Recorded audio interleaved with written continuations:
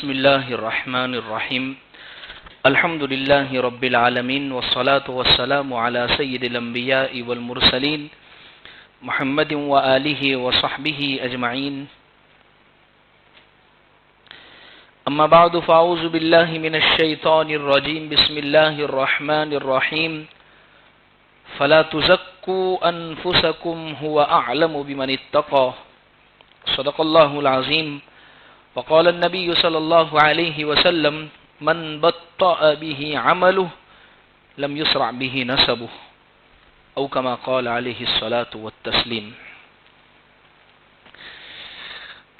عزیز بزرگوں، اللہ کے یہاں پر کامیابی کا جو معیار ہے وہ صرف اور صرف دین اسلام ہے، یعنی مسلمان ہونا، ایمان والا ہونا۔ دنیاوی جتنی بھی چیزیں جس کو انسان سمجھتا ہے کہ یہ کامیابی کی چیزیں ہیں اور یہ کامیابی کا معیار ہے، اللہ کے نزدیک ان کی حیثیت صرف اور صرف اسباب کی ہے، ضرورت کی چیزوں کی ہے۔ اسی کو قرآن میں فرمایا یہ تمام کے تمام دنیا اور کائنات اور اس کی تمام کے تمام چیزیں یہ تمہارے لیے متاع کی طرح ہے، یعنی وقتی گزارنے کی چیزیں ہیں۔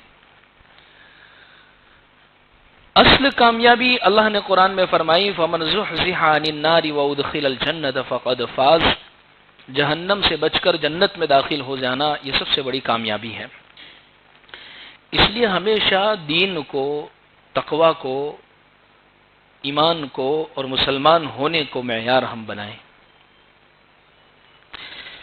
دو خصلتیں اور دو بری عادتیں ایسی ہے جب انسان میں پیدا ہوتی ہے تو اس کا ایمان وہ کمزور ہو جاتا ہے، دونوں بڑی خطرناک ہے۔ ایک ہے تکبر کی بیماری اور ایک ہے عصبیت کی بیماری۔ تکبر کا مطلب یہ ہے بطر الحق وغمت الناس۔ تکبر کس کو کہتے ہیں؟ تکبر کا مطلب یہ ہوتا ہے، حضور نے فرمایا بطر الحق، حق بات قبول نہ کرنا، وغمت الناس، اور لوگوں کو حقیر سمجھنا۔ جس آدمی میں تکبر کی نشانی ہے، بعض مرتبہ آپ دیکھیے بہت سارے لوگ ایسے ہوں گے جن کو آپ حق بہت اچھے طریقے پر سمجھا دیں گے، درست بات بہت واضح طریقے پر ان کے سامنے آ جائے گی، پھر بھی ماننا ہی نہیں ہے، حالانکہ دیکھنے میں بہت سیدھا سادہ لگ رہا ہوگا، دیکھنے کے اندر وہ بہت نمازی لگ رہا ہوگا، لیکن اس کے دل میں تکبر بھرا ہوا ہے۔ کیوں؟ اس لیے کہ تکبر کی ڈیفینیشن اور اس کی تعریف حضور نے یہ فرما دی کہ بطر الحق، حق بات آنے کے باوجود یہ مان کیوں نہیں رہا ہے؟ اس کی سب سے بڑی اور اصل وجہ یہی، اس کے دل کے اندر اپنی منوانے کا جذبہ بھرا ہوا، یہ یوں چاہتا ہے کہ میں جیسے چاہوں اس کے مطابق معاملہ ہونا چاہیے۔ شیخ سعدی علیہ الرحمہ، ایک کتاب ہے کریمہ، مدرسوں میں پڑھائی جاتی ہے، زبردست کتاب ہے، اس میں فرمایا تکبر مکن زی نہارے پسر کے روزے زدستش درائی بشر۔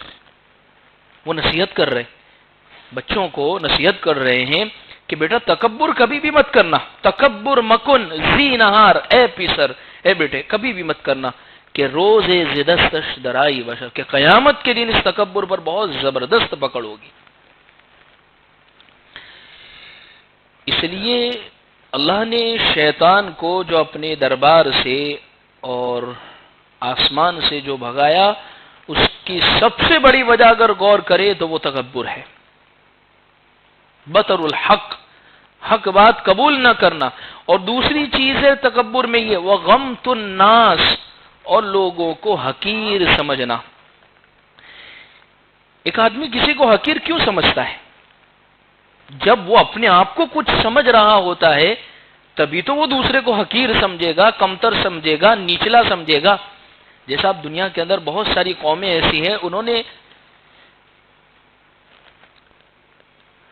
ایک معیار بنا لیا ہے کہ ہم فلاں ذات کے ہیں، اونچ، اور اس سے نیچی ذات کے، تو وہ اس وجہ سے کہ ان کے اندر ایک بڑاپن پایا جاتا ہے تکبر کی وجہ سے۔ ہمارے استاد محترم ابھی 1-2 مہینہ پہلے رمضان سے قبل آئے تھے یہاں پر گودرا میں. انہوں نے بڑی پیاری بات کہی تھی. مسلمانوں کو چاہیے کہ اس وقت اپنے غیر مسلم بھائیوں کو خاص طور پر مسجد درشن کے نام پر مسجدوں کے اندر، نکاحوں کے اندر، نماز کے اوقات کے اندر یا خارجی اوقات میں برادران وطن کو لانے کی ضرورت ہے. اتنا خوبصورت نظام مسجد کا کہ جس میں کسی کی کوئی ذات پات کا کوئی لینا دینا نہیں ہے. جو پہلے آئے گا اس کی جگہ پہلے ہوگی، جو بعد میں آئے گا چاہے وہ وقت کا بادشاہ ہی کیوں نہ ہو وہ پیچھے کی صف میں کھڑا ہوگا. اسی لیے تو فرمایا ایک ہی صف میں کھڑے ہو گئے محمود و ایاز، نہ کوئی بندہ رہا نہ کوئی بندہ نواز. محمود بادشاہ، ایاز غلام، اور ایک ہی صف میں کھڑے ہیں. یہ اسلام کی خوبصورتی ہے. تو یہ نظر آ رہی ہے مسجد کے اندر، یہ نظر آ رہی ہے صفوں کے اندر. دراصل اس کو عام زندگی میں پیدا کرنے کی ضرورت ہے. اس لیے آپ نماز میں ذرا غور کریں. نماز یہ ایک پیغام ہمیں یہ دے رہی ہے کہ یہاں کھڑے رہ کر جتنی چیزیں اس کے اندر کی وہ سب باہر کی زندگی کے اندر اپنی زندگی میں لانی ہے اور اپلائی کرنی ہے. جیسے نماز پڑھتے ہوئے انسان تکبیر تحریمہ کہتا ہے. تکبیر تحریمہ کا مطلب یہ ہوتا ہے سب چیزیں اپنے پیٹھ کے پیچھے ڈال دی، بس اللہ کا دھیان. باہر کی زندگی میں بھی اس کو اللہ کا دھیان آ جاوے. نماز کے اندر رہتے ہوئے تمام کے تمام سب لوگ برابر ہے. باہر کی زندگی میں بھی یہ چیز ہونی چاہیے. خیر میں تو اس پر بات سنانا چاہ رہا ہوں کہ 2 بیماری ہے، وہ بڑی خطرناک بیماری ہے. قلبی بیماری، روحانی بیماری، اور اس میں سے ایک تکبر ہے. تکبر کا مطلب یہ ہوتا ہے کہ آدمی حق بات قبول نہ کرے اور لوگوں کو حقیر سمجھتا ہے. بعض مرتبہ خاندان کی بنیاد پر، بعض مرتبہ مال کی بنیاد پر، بعض مرتبہ حیثیت کی بنیاد پر، عہدے کی بنیاد پر، بعض مرتبہ خوبصورتی کی بنیاد پر. اس لیے حجۃ الوداع کا موقع ہے. اللہ کے نبی صلی اللہ علیہ وسلم نے خطبہ دیا اور اس خطبے کے الفاظ بڑے زبردست اور بڑے پیارے ہیں. حضور نے فرمایا لا فضل لعربی علی عجمی. حضور نے فرمایا کسی عربی النسل کو کسی عجمی کے اوپر، یعنی عربی کے علاوہ غیر عربی کے اوپر کوئی فضیلت نہیں ہے. یعنی عربی ہونا یہ فضیلت کی بات نہیں ہے. آگے حضور نے یہ بات فرمائی دراصل فضیلت کی چیز یہ ہے کہ انسان اللہ سے کتنا ڈرنے والا ہے. اس لیے قرآن کی ایک آیت میں اللہ نے فرمایا فلا تزکوا انفسکم، اپنے آپ کو بہت پاکیزہ مت سمجھو، اپنے آپ کو بہت پاکیزہ مت بناؤ. یعنی تم ہی سب کچھ ہو اور دوسروں کو حقیر سمجھنے لگ جاؤ. هو اعلم بمن اتقى، اللہ کو پتا ہے کون کتنا اللہ سے ڈرنے والا ہے. بعض مرتبہ انسان میں تو نمازی ہوں، میں تو عبادت گزار ہوں، میں تہجد پڑھنے والا ہوں، میں فلاں چیز ہوں، اور دوسرا اس کی زندگی میں تو یہ چیز بھی نہیں ہے، میں تو اس سے اچھا ہوں. یعنی یہ سب چیز کر کے اپنے آپ کو پاکیزہ سمجھ لیا ہے. اللہ فرماتے فلا تزکوا انفسکم، اپنے آپ کو پاکیزہ مت سمجھو. اللہ کو معلوم ہے کہ کون کتنا پاکیزہ اور کون کتنا اللہ سے ڈرنے والا ہے. تو ایک بیماری یہ جو تکبر کی بیماری ہے، اتنی خطرناک بیماری ہے کہ بعض لوگوں کے اندر تکبر ہوتا ہے لیکن ان کو معلوم نہیں ہوتا ہے. یہ بڑی عجیب بیماری ہے. جیسے شیطان نے بھی یہ کہا کہ میرا سوال تو ویلڈ تھا نے، میں نے کہا سوال غلط کیا تھا. شیطان نے بھی تو یہی کہا تھا میں کیسے سجدہ کروں، میں اونچا آدم نیچے. سوال اس کا یہی تھا. ہوتے ہوئے وہ بیماری پتہ نہیں چلتی ہے. اسی لیے فرماتے ہیں کہ اللہ والوں کے ہاتھ پر اپنے ہاتھ کو دینا، بیعت کرنا فرض واجب ضروری نہیں ہے، لیکن ایک انسان اپنی اصلاح کر لے یہ بہت ضروری چیز ہے. ہم خود اپنی اصلاح نہیں کر سکتے. جیسے بہت سارے لوگوں کو بیعت ہونے پر، اللہ والوں کے ہاتھ پر ہاتھ دینے پر اعتراض ہے. بیعت کا کیا مطلب ہے؟ مطلب یہ ہے کہ حضرت کوئی بزرگ کوئی اللہ والے ان سے بتائے کہ حضرت مجھے یہ بیماری ہو رہی ہے. جیسے ڈاکٹر کے سامنے جا کے ہم کہتے ہیں بھوک نہیں لگتی ہے، نیند نہیں آتی ہے، بے چینی رہتی ہے، تو پھر اس کے مطابق وہ دوائیں، علاج جو چیز ہوتی ہے وہ لکھ کر دیتا ہے، وہ بتاتا ہے. ایسے ہی اللہ والوں کے سامنے کہ حضرت میں کسی کی کوئی چیز دیکھتا ہوں تو میرے دل کے اندر حسد پیدا ہونے لگ جاتا ہے، میرے دل کے اندر یہ چیزیں آنے لگ جاتی ہے، تو پھر وہ پہچان کرواتے کہ دراصل یہ تکبر کی نشانی ہے.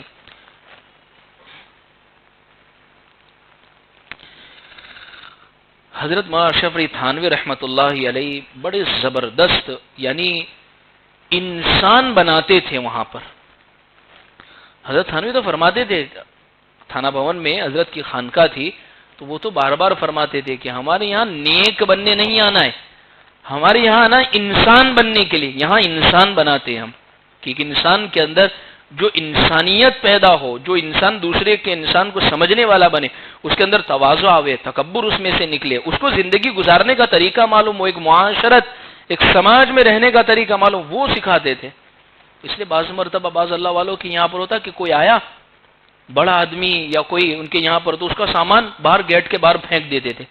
اب اس کے دل میں سے کتنا ابال نکلتا ہے، بعض لوگ گالی گلوچ بھی کرنے لگ جاتے. تو یہ دراصل اس وجہ سے کہ اپنے آپ کو کچھ سمجھا. بعض اللہ والوں کو، بڑے بڑے مدرسے کے ذمہ داروں کو بعض اللہ والوں نے، جو مسجد کے باہر جوتے چپل رکھے جاتے، ان سے کہا کہ جتنے بھی نمازی آئے ان کے جوتے چپل آپ کو صحیح کر کے ٹھیک کر کے رکھنا ہے، یہ ٹھیک کر کے آپ کو رکھنا ہے. وجہ ایک انسان ایک مقام، ایک عہدے پر پہنچ جاتا ہے تو اس کے بعد اس کو یہ لگتا ہے کہ ہم چوں دیگرے نیست، میرے جیسا کوئی دوسرا نہیں ہے. لیکن یہ اعمال کروا کر یہ بتلائے جاتے ہیں کہ دراصل تواضع اور عاجزی یہ سب سے بڑی اور سب سے اہمیت والی چیز ہے. جب انسان کے اندر سے یہ چیز نکل جاتی ہے تو پھر وہ صحیح معنی میں انسان بن جاتا ہے. اس لیے پہلی بات جو انسان کے اعمال کو کھا جانے والی ہے وہ ہے تکبر. ہمارے اندر عاجزی پیدا ہونی چاہیے. اس لیے حدیث پاک میں اللہ کے رسول صلی اللہ علیہ وسلم نے فرمایا، جس کے دل کے اندر ذرہ برابر بھی تکبر ہوگا وہ شخص جنت میں داخل نہیں ہوگا. اس لیے یہ جو روایت ہے، ہم نے یہ جو روایت پڑھی ہے کہ ایک روایت میں یہ بات ملتی ہے کہ جو اپنا ازار پاجامہ ٹخنوں سے نیچے لٹکائے گا وہ جہنم میں داخل ہوگا. ٹھیک، اس کی سب سے بڑی وجہ یہ ہے کہ اہل عرب، اور آج کل بھی بعض مرتبہ بہت سارے لوگ میں، کہ بہت اونچا اگر کوئی سلوا لیتے ہیں تو وہ ایک دیہاتی معلوم ہوتا ہے یا فیشنیبل معلوم نہیں ہوتا ہے. لیکن پینٹ بالکل نیچے لٹک رہی ہے اور وہ بالکل بوٹ سے اور زمین سے ٹچ و ٹچ ہے، چاہے وہ پیچھے سے بھٹ رہی ہے، لیکن اس کو ایک یہ معیار کہ میں کچھ اب لگ رہا ہوں. تو یہ اندر جو بات پیدا ہوئی انسان کے کہ میں دوسروں سے اچھا معلوم، یہ تکبر کی نشانی ہے. اس لیے حضور نے فرمایا کہ ازار اور پاجامہ ٹخنوں سے اوپر رہنا چاہیے. اس کے قریب ملتی جلتی ایک اور بات میں سمجھا دوں کہ بہت سارے لوگ، ایک صحابی آئے حضور کی خدمت میں کہ حضور مجھے اچھا کپڑا پہننا، خوشبو لگانا، صاف ستھرا رہنا یہ پسند ہے، کیا یہ بھی تکبر میں؟ جیسے بہت ساری مرتبہ تو پھر میں نے نئے کپڑے پہن لیے تو کیا میں وہ نہیں پہن سکتا ہوں؟ میں اچھی خوشبو لگاتا ہوں تو وہ نہیں لگا سکتا ہوں؟ حضور نے فرمایا کہ یہ تکبر نہیں ہے،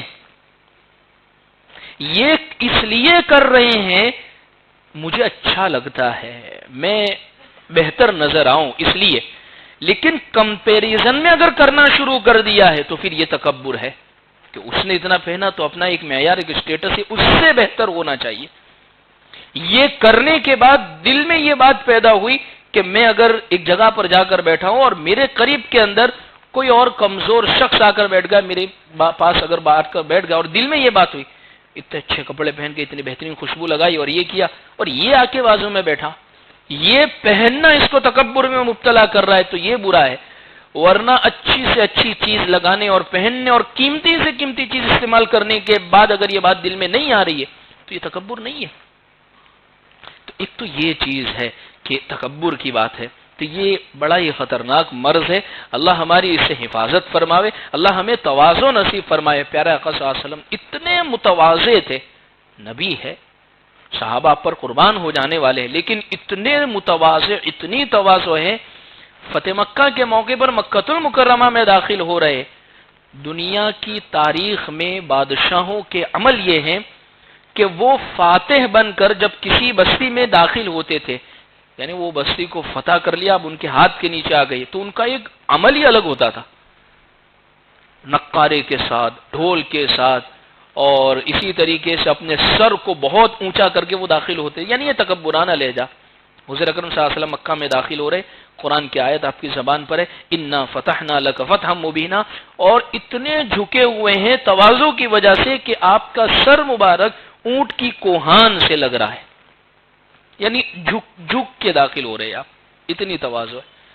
تو اس لیے زندگی کے اندر اگر اللہ نے، دیکھیے چند چیزوں کا تکبر بڑا خطرناک ہے، ایک ہے مال کا تکبر، ایک ہے خوبصورتی کا تکبر،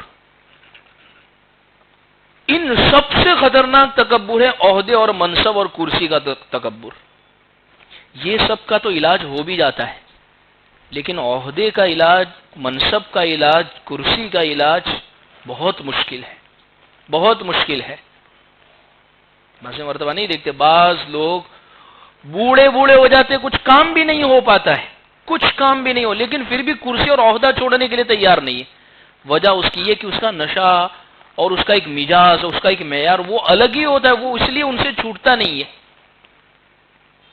اس لیے اس کا جو پاور ہوتا ہے وہ الگ ہی ہوا کرتا ہے، جس کے اندر پھر انسان پاگل ہو کر رہ جاتا ہے۔ تو اس لیے فرمایا کہ تکبر زندگی میں، کتنی پیاری مثال ہے حضرت خالد بن ولید رضی اللہ عنہ کی، چھوڑنا ان کے لیے کتنا آسان تھا۔ گورنر کے عہدے پر ہے حضرت خالد بن ولید، پورے لشکر کو کمانڈ کر رہے ہیں، پورے لشکر کو آپ جما رہے ہیں۔ حضرت عمر کا خط آتا ہے، خالد کل سے آپ ایک عام سپاہی کی طرح صف میں کھڑے ہو کر لڑیں گے۔ خالد بن ولید، کوئی مسئلہ ہی نہیں ہے، پہلے بھی میں تو اللہ کے لیے کرتا تھا اور اب بھی میں اللہ کے لیے کر رہا ہوں۔ معلوم اس سے یہ بات ہوتی ہے کہ یہ تواضع جب ہی انسان کی زندگی میں پیدا ہو سکتی ہے جب اس کو اللہ کا استحضار ہو۔ دراصل تکبر پیدا ہونے کی وجہ یہ ہوتی ہے کہ انسان ان سب چیزوں کو اصلی اور ہمیشہ کی سمجھ لیتا ہے اور اللہ کا تصور اس کے دل و دماغ میں سے نکل جاتا ہے۔ تو پہلا گناہ تو یہ ہے کہ اس سے اپنے آپ کو بچا۔ دوسرا جو مجھے ذکر کرنا ہے وہ ہے عصبیت۔ عصبیت کس کو کہتے ہیں؟ عصبیت، عصبیت کہتے ہیں کہ انسان اپنی قوم کو، اپنے خاندان کو اور اپنے لوگ کو دوسروں سے برتر سمجھنے والا بن جاوے اور دوسروں کو حقیر اور کمتر سمجھنے والا بن جاوے۔ مثال کے طور پر اس کے خاندان کے کسی فرد نے کوئی گناہ کیا ہے، کسی بچی کو طلاق دے دی ہے، کسی کے ساتھ ظلم کیا ہے، لیکن خاندان کا فرد ہے تو سارے بڑے اس پر خاموش ہے، سارے بڑے اس پر ڈھکنے کی اور اس کی اچھی پالش کرنے کی کوشش کر رہے ہیں کہ ہمارے والا ہے نہیں تو چل جائے گا۔ وہی کام اور وہی عمل کسی اور خاندان کے شخص نے کیا تو سارے کے سارے اس پر برس گئے۔ اس کو کہتے ہیں عصبیت۔ اسلام میں عصبیت کی کوئی جگہ نہیں ہے۔ علامہ اقبال نے فرمائی تھی ایک بات، یوں تو سید بھی ہو، مرزا بھی ہو، افغان بھی ہو، تم سبھی کچھ ہو، بتاؤ کیا مسلمان بھی ہو؟ علامہ اقبال نے جس زمانے میں یہ شعر کہا تھا اس زمانے میں یہ خاندان بہت معزز سمجھے جاتے تھے، سید، مرزا خاندان، افغانی قوم بہت جرأت مند سمجھی جاتی تھی۔ تو یہ سب کو مخاطب کر کے کہی جا رہی ہے بات کہ تم اپنے آپ کے آگے یہ چیز لگاتے ہو، ہمارا تعلق فلاں کے ساتھ ہے، ہمارا تعلق یہ اس کے ساتھ، ہم فلاں نسل اور فلاں خاندان سے تعلق رکھتے ہیں۔ علامہ اقبال فرماتے ہیں تم سبھی کچھ ہو، بتاؤ کیا مسلمان بھی ہو؟ ایک مسلمان جو ہوتا ہے اس کی زندگی اللہ کے حکم کے تابع ہوتی ہے، اس کی زندگی کے اندر تواضع ہوتی ہے، عصبیت نہیں ہوتی ہے۔ ایک واقعہ لکھا ہے حدیث کی کتابوں میں، حضور اکرم صلی اللہ علیہ وسلم غالباً حجرے میں یا خیمے میں موجود تھے، دو صحابی کے درمیان میں کوئی جھگڑا ہوا کسی بات پر۔ اچھا، صحابہ کے دل میں عصبیت والی بات نہیں تھی لیکن زبان سے وہ بات نکل گئی۔ ایک صحابی نے کہا یا لل انصار، اپنے خاندان، اپنے علاقے کے لوگوں کو بلایا، یعنی وہ صحابی یوں کہہ رہے او انصاری بھائیو آؤ میری مدد کرنے کے لیے۔ سامنے والے جو صحابی تھے وہ مہاجر، ہجرت کر کے آئے ہوئے تھے، مکہ سے آئے ہوئے تھے، انہوں نے فوراً پکارا یا للمہاجرین، او مہاجر بھائی آؤ میری مدد کرنے کے لیے۔ یعنی انصاری صحابی نے اپنے انصار مدینہ کے لوگوں کو آواز دی اور مہاجر صحابی نے اپنے مکہ کے لوگوں کو آواز دی. اللہ کے نبی صلی اللہ علیہ وسلم کو یہ بات پہنچی. حضور نے فرمایا یہ کیسا جاہلیت کا نعرہ ہے، یعنی یہ کیسی جاہلیت والی بات ہے، حالانکہ ابھی تو میں تمہارے درمیان میں موجود ہوں، میں ہوں تمہارے درمیان میں موجود ہوں، اور اس قسم کی خاندانی عصبیت، خاندانی گروہ بندی، علاقہ بندی اور فلاں یہ تمام کے تمام چیز شروع ہو گئی ہے. کہنا تو یہ چاہیے تھا اگر مدد کے لیے بلانا بھی ہے تو یہ کہنا ہے یا للمسلمین، مسلمان بھائیو آؤ. اس لیے تاریخ اٹھا کر دیکھ لیے، جب بھی مسلم قوم کو کسی چیز نے نقصان پہنچایا ہے تو وہ گروہ بندی نے، علاقہ بندی نے، خاندان بندی نے، ان چیزوں نے نقصان پہنچایا ہے. اور جب بھی مسلمان مسلم قوم ہونے کے ناطے متحد اور متفق ہوئے ہیں، اللہ نے ان کو ہر محاذ پر، ہر جگہ پر کامیابی نصیب فرمائی ہے. اس لیے عزیز بزرگوں، عصبیت کسی مقام پر، کسی جگہ پر نہیں ہونی چاہیے. جیسے مثال کے طور پر ایک ہی خاندان کے دو لوگوں نے کوئی قصور کیا ہے، تو اس موقع پر خاندان کے فرد کتنا ٹھیک فیصلہ کرتے ہیں کہ بھئی اپنے ہی خاندان کے دونوں لوگ ہیں، ان کے درمیان میں ٹھیک فیصلہ ہونا چاہیے، جو حق پر ہے اس کے حق کے مطابق فیصلہ ہونا چاہیے. یہی کام ہر مسلمان کو ہر شخص کے ساتھ کرنا چاہیے. چاہے خاندان کے شخص نے اگر گناہ کیا ہے تو وہ گنہگار شمار ہوگا، اس کا ساتھ اور اس کا سپورٹ نہیں دیا جائے گا. اور اگر کوئی باہر کا شخص ہے اور وہ قصوروار اور مجرم نہیں ہے تو اس کا ساتھ اور اس کا سپورٹ، اس کے حق میں صحیح گواہی دی جائے گی. عصبیت کو اللہ کے نبی صلی اللہ علیہ وسلم نے اپنے پیروں کے نیچے کچل دیا ہے. خود حجۃ الوداع کے موقع پر، خطبے کے موقع پر یہی چیز ارشاد فرمائی ہے. اس لیے فرمایا کہ اگر کوئی شخص اپنے خاندان کی دہائی دیتا ہے، کوئی شخص اپنے آپ کو فلاں خاندان سے تعلق رکھتا ہے، تو حضور نے فرمایا من بطأ به عمل لم يسرع به نسبه. کسی کا عمل اگر کمزور ہو گیا، یعنی کسی کے عمل کے اندر اتنی مضبوطائی اور کسی کا عمل اتنا زیادہ نہیں ہوا، اس کا حسب، نسب اور اس کا خاندان اس کو آگے نہیں بڑھا سکتا ہے. اور اس کی سب سے بہترین مثال حضرت بلال رضی اللہ عنہ حضور صلی اللہ علیہ وسلم کے آگے جنت میں چل رہے ہیں. حضور فرماتے بلال وہ کون سا عمل ہے کہ تم جنت کے اندر مجھ سے آگے چل رہے ہو؟ اچھا، یہاں یہ سوال نہیں ہونا چاہیے کہ حضرت بلال حضور سے آگے پہلے کیسے جنت میں چلے گئے، حالانکہ حدیث میں یہی لفظ ہے. تو ہمارے دماغ میں یہ سوال نہیں آنا چاہیے کہ پہلے تو حضور جاوے پھر حضرت بلال آوے. خادم پہلے آگے ہوتا ہے، مخدوم بعد میں ہوتا ہے. اونٹ پر بیٹھنے والا، گھوڑے پر سوار آدمی وہ پیچھے ہوتا ہے، اور خادم جو ہوتا ہے وہ رسی پکڑ کر آگے چلنے والا ہوتا ہے. اس لیے خادم آگے ہوتا ہے، لیکن اصل جو پہلے داخل ہونے والا وہ کہا جائے گا وہ مخدوم، وہ آقا، وہ مولا، وہی کہا جائے گا.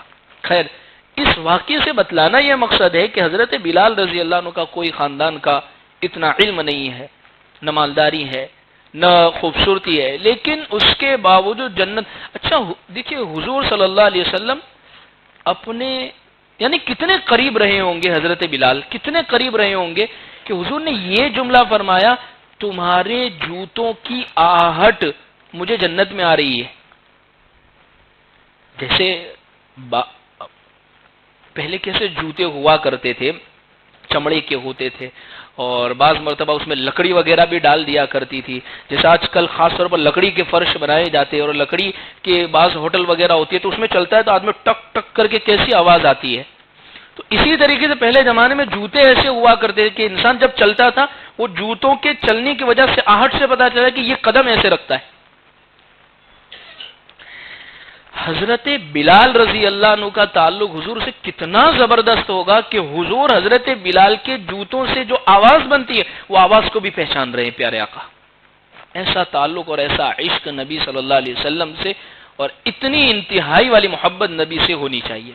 خیر، اس واقعے سے بتلانا یہ مقصد ہے عزیز بزرگوں کہ عصبیت جو ہے وہ کبھی بھی انسان کو آگے نہیں بڑھا سکتی. اچھا، عصبیت کی وجہ سے بعض مرتبہ انسان کیا کر دیتا ہے، وہ غلط کا بھی ساتھ دے دیتا ہے. بہت سارے لوگ وہ ہوا کرتے ہیں کہ میرے خاندان والے نے، میرے گھر والے نے، میری قوم کے فرد نے، میرے علاقے کے آدمی نے چاہے غلط کام کیا، لیکن ہمیں تو سپورٹ غلط اور یہ اسی کا دینا ہے کیونکہ یہ ہمارا آدمی ہے، تو یہ عصبیت کی وجہ سے ہے، اور اس عصبیت کو حضور نے سختی سے منع فرمایا ہے۔ اس لیے اللہ سے ہم دعا کرتے ہیں کہ اللہ ہمیں ان دونوں بری خصلتوں سے، تکبر سے بھی اور عصبیت گروہ بندی سے بھی، اللہ ہم سب کی حفاظت فرماوے۔ اللہ ہمیں ان باتوں پر صحیح معنی میں عمل کی توفیق عطا فرمائے۔ وآخر دعوانا ان الحمد للہ رب العالمین۔